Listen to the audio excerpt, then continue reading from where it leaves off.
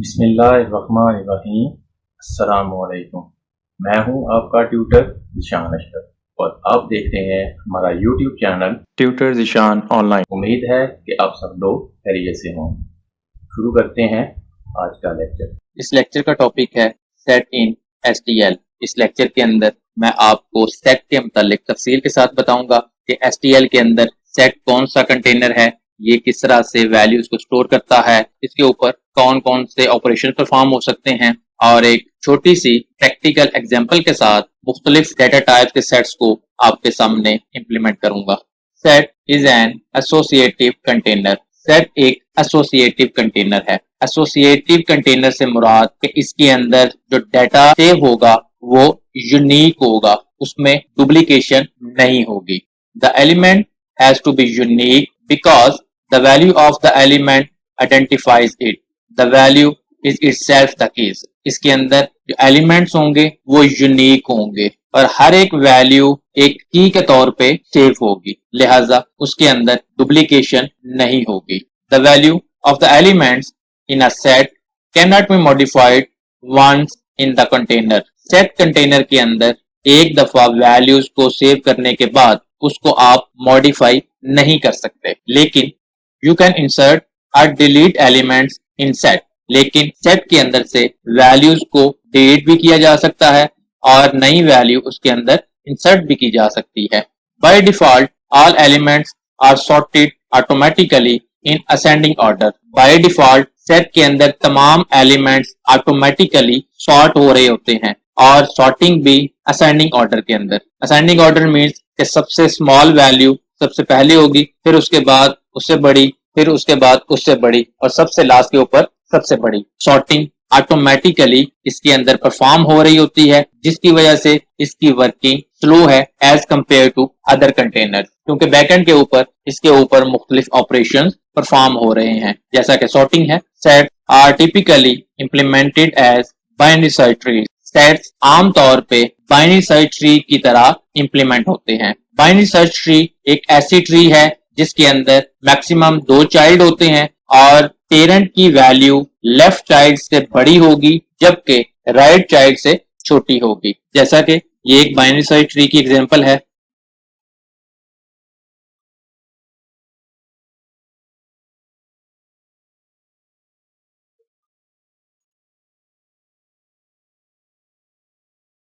ये एक binary search tree है जिसके अंदर पेरेंट की वैल्यू उसके लेफ्ट चाइल्ड से बड़ी है जबकि उसके राइट चाइल्ड से छोटी है। बाइनरी सर्च ट्री को दूसरे लफ्जों में सॉर्टेड ऑर्डर ट्री भी कहते हैं। Set versus multi set. Set और मल्टी सेट के दरमियान क्या डिफरेंस है उसको देखते हैं। सेट और मल्टी सेट की प्रॉपर्टीज बिल्कुल सेम है, दोनों की वर्किंग एक जैसी है, लेकिन सेट और मल्टी सेट के अंदर डिफरेंस ये है कि सेट के अंदर डुप्लीकेट वैल्यू नहीं होती जबकि मल्टी सेट के अंदर डुप्लीकेट वैल्यू हो सकती है। No duplication.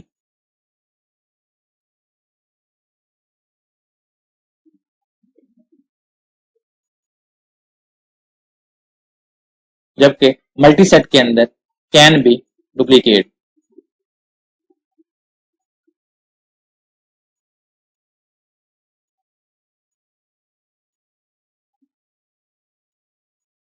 सेट को डिक्लेयर करने के लिए सेट की क्लास है, जबकि मल्टी सेट को डिक्लेयर करने के लिए मल्टी सेट के नाम से क्लास है।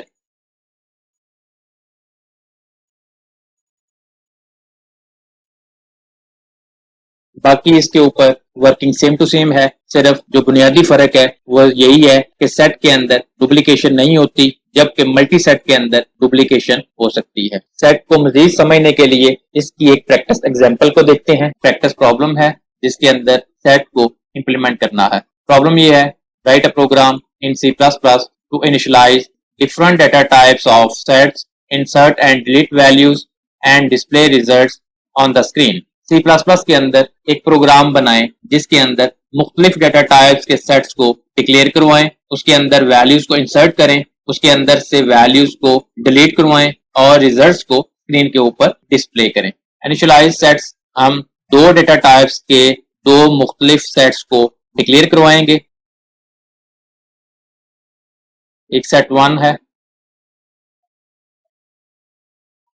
जो स्ट्रिंग डेटा टाइप का होगा और दूसरा set2 है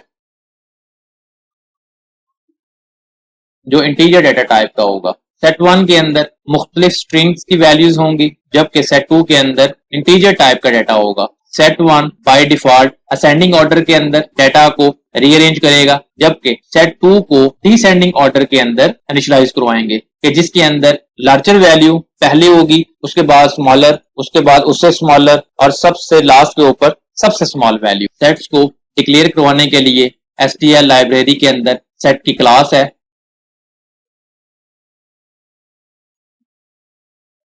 एंगल ब्रैकेट के अंदर डेटा टाइप आएगी और सेट का नेम आएगा, लास्ट के ऊपर सेमीकोलन है। इस तरीके से बाय डिफॉल्ट ऑर्डर के अंदर सेट डिक्लेयर होगा और अगर आप डिसेंडिंग ऑर्डर के अंदर डेटा को रीअरेंज करवाना चाहते हैं कि जिसके अंदर ग्रेटर वैल्यू पहले आएगी तो उसका अंदाज कुछ डिफरेंट होगा। इंसर्ट वैल्यूज, सेट के अंदर वैल्यूज को इंसर्ट करेंगे, डुप्लीकेट वैल्यू को भी इंसर्ट करने की कोशिश करेंगे और चेक करेंगे कि क्या सेट के अंदर डुप्लीकेट वैल्यू इंसर्ट हो रही है या नहीं और मुख्तलिफ ऑर्डर के साथ वैल्यूज को इंसर्ट करेंगे और जब डिस्प्ले करवाएंगे तो हम देखेंगे कि सेट के अंदर ऑटोमेटिकली वैल्यूज उसके ऑर्डर के तहत रीअरेंज हो रही हैं। सेट के अंदर वैल्यूज को इंसर्ट करने के लिए इंसर्ट का फंक्शन यूज होता है।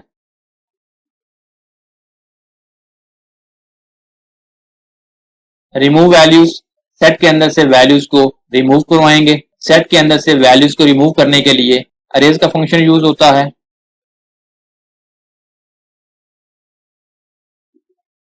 और वैल्यूज को डिस्प्ले करवाएंगे। सेट के अंदर से डेटा को स्क्रीन के ऊपर डिस्प्ले करवाने के लिए आइटरेटर को भी यूज किया जा सकता है जबकि उसके अल्टरनेटिव ऑटो डेटा टाइप के वेरिएबल के साथ भी डिस्प्ले करवाया जा सकता है। C++ के अंदर ये किस तरह से परफॉर्म होगा आइए देखते हैं। ये हम डेव C++ के अंदर मौजूद हैं। कोड स्क्रीन के ऊपर लिखा हुआ है, इसको मैं लाइन बाय लाइन एक्सप्लेन करता हूं, उसके बाद इसको step by step dry run करूंगा और लास्ट के ऊपर इसको कंपाइल और रन करके रिजल्ट स्क्रीन के ऊपर डिस्प्ले करूंगा। सबसे पहले हेडर फाइल्स को इंक्लूड करना है। आप देख रहे हैं सेट क्लास के लिए सेट के नाम की हेडर फाइल को इंक्लूड किया।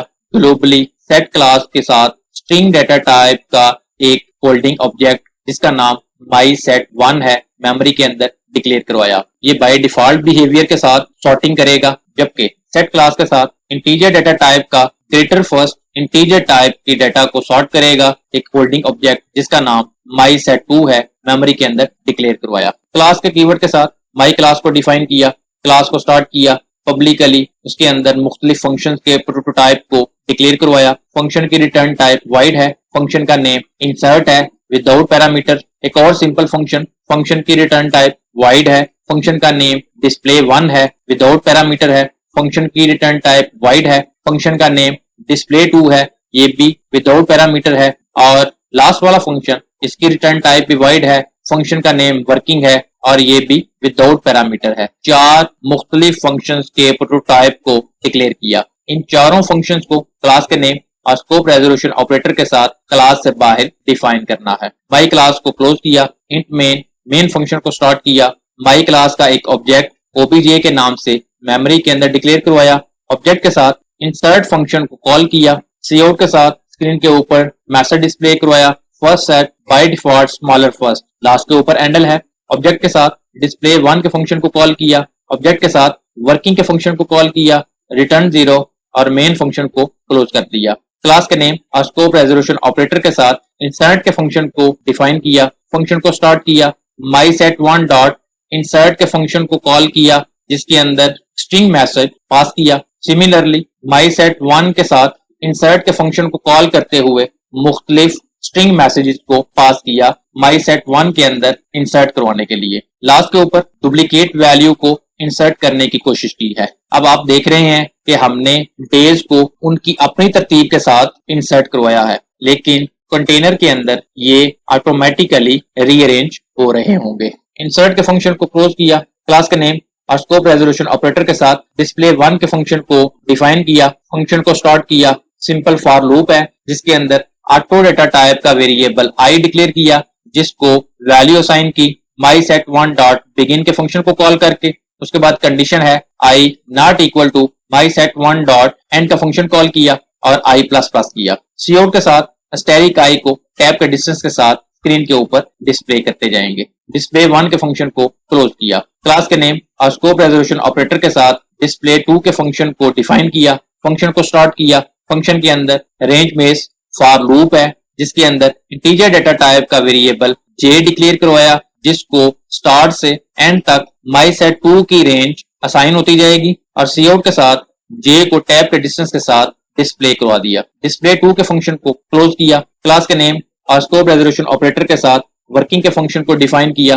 फंक्शन को स्टार्ट किया। mySet2 डॉट इंसर्ट के फंक्शन को कॉल किया जिसके अंदर इंटीजर वैल्यू को पास किया। mySet2 डॉट इंसर्ट के फंक्शंस को कॉल किया जिसके अंदर मुख्तलिफ इंटीजर्स की वैल्यूज को पास किया set2 के अंदर इंटीजर डेटा टाइप की वैल्यूज को इंसर्ट करवाने के लिए। इसके अंदर भी हमने डिफरेंट ऑर्डर के साथ वैल्यूज को इंसर्ट करवाया है। उसके बाद cout के साथ स्क्रीन के ऊपर न्यू लाइन के ऊपर मैसेज आएगा second set greater first. Last के ऊपर एंडल है। डिस्प्ले 2 के फंक्शन को कॉल किया। cout के साथ न्यू लाइन के ऊपर स्क्रीन के ऊपर मैसेज डिस्प्ले होगा remove data before Sunday from first set. Last के ऊपर एंडल है। mySet1 डॉट अरेज के फंक्शन को कॉल किया जिसके अंदर mySet1 डॉट बिगिन के फंक्शन को कॉल करके उसको बिगिनिंग पॉइंट असाइन किया और mySet1 डॉट फाइंड के फंक्शन को कॉल करते हुए उसके अंदर एक स्ट्रिंग मैसेज संडे को पास किया। अरेज का फंक्शन set1 के अंदर से संडे से पहले पहले जितने भी एलिमेंट्स होंगे उनको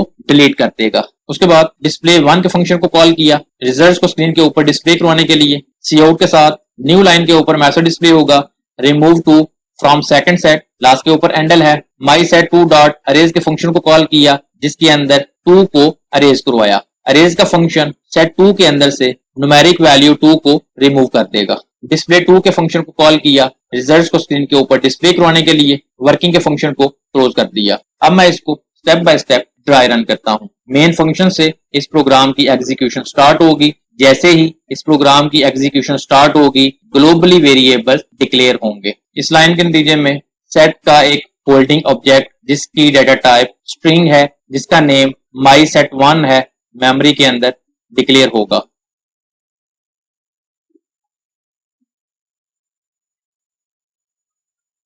उसके बाद एक और होल्डिंग ऑब्जेक्ट जिसका नाम mySet2 है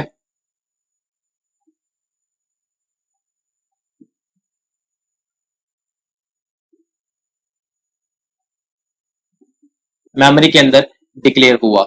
mySet1 के अंदर असेंडिंग ऑर्डर के तहत एलिमेंट्स रीअरेंज होंगे जबकि mySet2 के अंदर डिसेंडिंग ऑर्डर के तहत एलिमेंट्स रीअरेंज होंगे। मेमोरी के अंदर इन दोनों होल्डिंग ऑब्जेक्ट का साइज 24 बाइट है। उसके बाद my क्लास का एक ऑब्जेक्ट जिसका नाम obj है मेमोरी के अंदर डिक्लेयर होगा।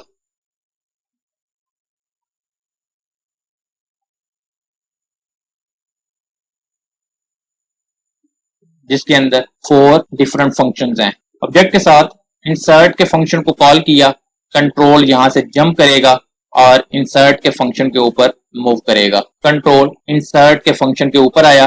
फंक्शन के अंदर mySet1 के साथ इंसर्ट के फंक्शन को कॉल किया जिसके अंदर एक स्ट्रिंग मैसेज को पास किया जिसका नाम FRI है। मेमोरी के अंदर एक ब्लॉक एलोकेट होगा जिसको ये स्ट्रिंग मैसेज असाइन हो जाएगा। उसके बाद वंस अगेन इंसर्ट के फंक्शन को कॉल किया जिसके अंदर सैटरडे को इंसर्ट करवाया। इसके साथ ही इसी तरीके से तमाम के तमाम स्ट्रिंग मैसेजेस इसके अंदर इंसर्ट होते जाएंगे।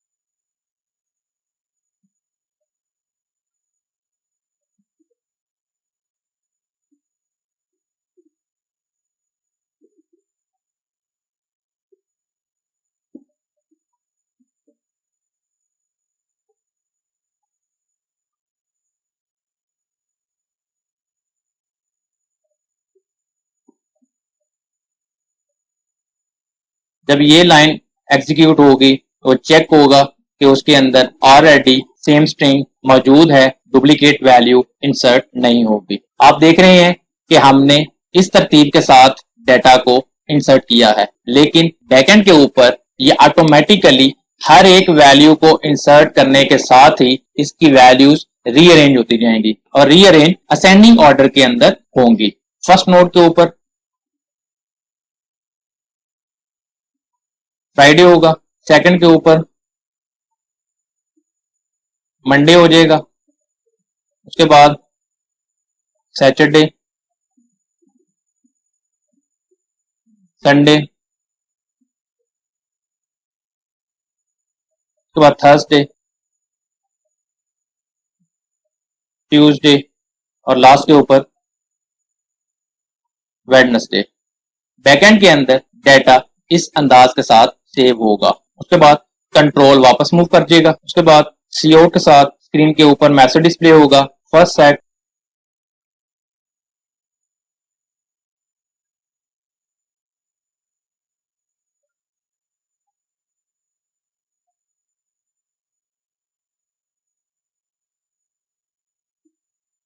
लास्ट के ऊपर हैंडल है, कंट्रोल न्यू लाइन के ऊपर आ जाएगा। ऑब्जेक्ट के साथ डिस्प्ले वन का फंक्शन कॉल होगा, कंट्रोल यहां से जंप करेगा और डिस्प्ले वन के फंक्शन के ऊपर मूव करेगा। कंट्रोल डिस्प्ले वन के फंक्शन के ऊपर आया। इस फंक्शन के अंदर ऑटो डेटा टाइप का एक वेरिएबल आई डिक्लेयर होगा,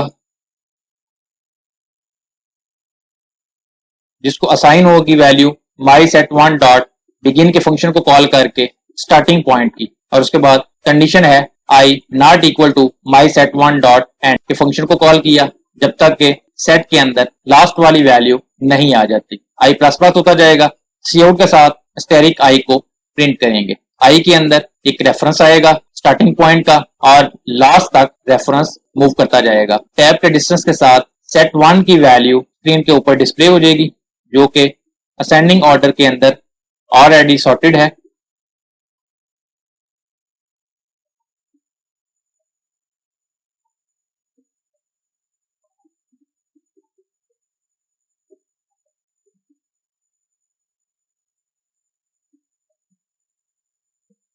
टी के साथ दो वैल्यूज स्टार्ट हो रही हैं, लेकिन उसके अंदर भी सेकंड अल्फाबेट को देखेंगे। एच अल्फाबेट पहले आता है, यू अल्फाबेट बाद में आता है। उसके बाद कंट्रोल वापस मूव कर जाएगा। ऑब्जेक्ट के साथ वर्किंग का फंक्शन कॉल होगा, कंट्रोल यहां से जंप करेगा और वर्किंग के फंक्शन के ऊपर मूव करेगा। कंट्रोल वर्किंग के फंक्शन के ऊपर आया। फंक्शन के अंदर माई सेट टू के साथ इंसर्ट के फंक्शन को कॉल किया, जिसके अंदर 3 को पास किया। माई सेट टू के अंदर 3 इंसर्ट होगा, उसके बाद 1 इंसर्ट होगा, इसके अंदर लार्जर वैल्यू पहले आएगी। उसके बाद 2 इंसर्ट होगा। जब 2 इंसर्ट होगा ऑटोमेटिकली रीअरेंज होंगी वैल्यू। 2 इस पोजीशन के ऊपर होगा और 1 इस पोजीशन के ऊपर आएगा। उसके बाद 4 इसके अंदर इंसर्ट होना है, 4 इसके टॉप के ऊपर आएगा। ये ऑटोमेटिकली रीअरेंज होती जाएंगी। इस तरीके से चारों वैल्यूज इसके अंदर इंसर्ट हो गई और लार्जर वैल्यू सबसे पहले आएगी। सी आउट के साथ न्यू लाइन के ऊपर मैसेज डिस्प्ले होगा, सेकंड सेट,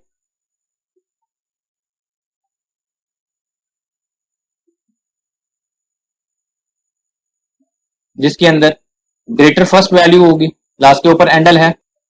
डिस्प्ले टू के फंक्शन को कॉल किया, कंट्रोल यहां से जंप करेगा और डिस्प्ले टू के फंक्शन के ऊपर मूव करेगा। कंट्रोल डिस्प्ले टू के फंक्शन के ऊपर आया। इस फंक्शन के अंदर इंटीजर डेटा टाइप का एक वेरिएबल जे डिक्लेयर होगा, जिसको माई सेट टू की स्टार्ट रेंज से एंड रेंज तक वैल्यूज असाइन होती जाएंगी और सी आउट के साथ टैब के डिस्टेंस के साथ जे की वैल्यूज स्क्रीन के ऊपर डिस्प्ले होती जाएंगी।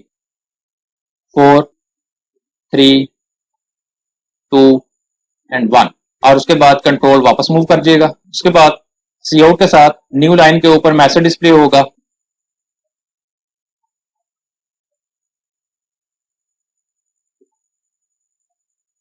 Remove data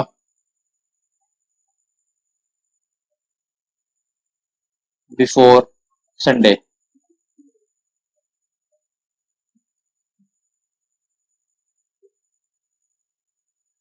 from first set. Last के ऊपर हैंडल है, कंट्रोल न्यू लाइन के ऊपर आ जाएगा। माई सेट वन डॉट अरेज के फंक्शन को कॉल किया, जिसके अंदर माई सेट वन डॉट बिगिन के फंक्शन को कॉल करके उसके बिगिनिंग पॉइंट के ऊपर लेके आए। माई सेट वन डॉट फाइंड के फंक्शन को कॉल किया, जिसके अंदर संडे को सर्च करवाया। संडे से पहले ये तमाम वैल्यूज उसके अंदर रिमूव हो जाएंगी।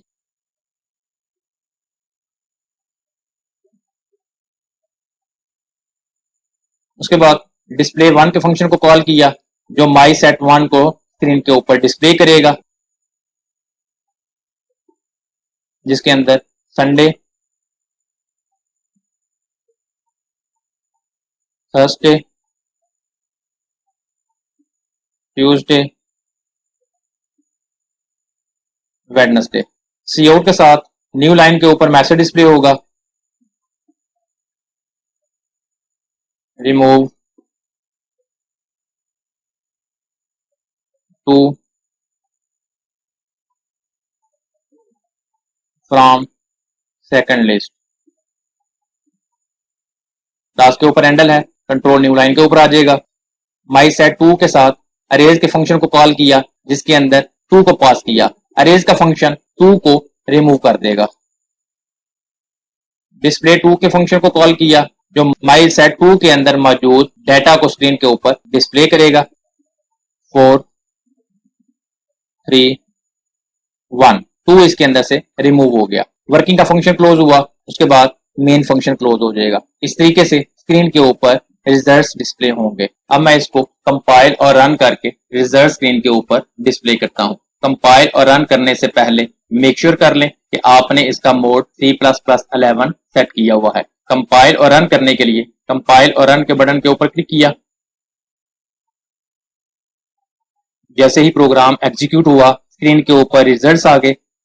First set by fast smaller first, आप देख रहे हैं माई सेट वन के अंदर तमाम वैल्यूज असेंडिंग ऑर्डर के साथ स्क्रीन के ऊपर डिस्प्ले हुई हैं। हमने उसको जिस ऑर्डर के अंदर इंसर्ट किया था, बैक एंड के ऊपर ऑटोमेटिकली वैल्यूज असेंडिंग ऑर्डर के अंदर रीअरेंज हो गई। उसके बाद second set greater first, second set के अंदर लार्जर वैल्यू पहले आ रही है। उसके बाद remove data before Sunday from first set, Sunday से पहले पहले जो भी डाटा है वो सारे का सारा रिमूव हो गया।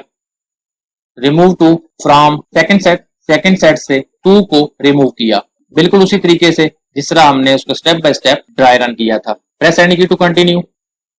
आपने देखा कि किस तरह से सेट कंटेनर को C++ के अंदर डिक्लेयर करवाते हैं, उसके अंदर वैल्यूज को किस तरह से इंसर्ट करवाते हैं। आपने ये भी देखा कि उसके अंदर डुप्लीकेट वैल्यू को इंसर्ट करने की कोशिश की थी, लेकिन उसके अंदर डुप्लीकेट वैल्यू इंसर्ट नहीं हुई। सेट के अंदर यूनिक वैल्यू रहती है। बाय डिफॉल्ट असेंडिंग ऑर्डर के अंदर वैल्यूज ऑटोमेटिकली रीअरेंज हो रही होती हैं। आप चाहें तो उसके बाय डिफॉल्ट बिहेवियर को चेंज करके डिसेंडिंग ऑर्डर के तहत भी कर सकते हैं। उसके अंदर से वैल्यूज को रिमूव करवाया और रिजल्ट्स को स्क्रीन के ऊपर डिस्प्ले किया। अगर आपका कोई क्वेश्चन हो तो कमेंट सेक्शन के अंदर पूछ सकते हैं। अगर आपको हमारी ये वीडियो पसंद आई हो तो इसको लाइक करें, शेयर करें, कमेंट सेक्शन में अपनी राय का इजहार करें, और अगर अभी तक आपने हमारे चैनल को सब्सक्राइब नहीं किया तो सब्सक्राइब के बटन पर क्लिक करके साथ घंटी के निशान को दबा दें, ताकि हमारी आने वाली हर वीडियो का आपको फौरन पता चल जाए। अपना बहुत सारा ख्याल रखिएगा। अल्लाह हाफिज।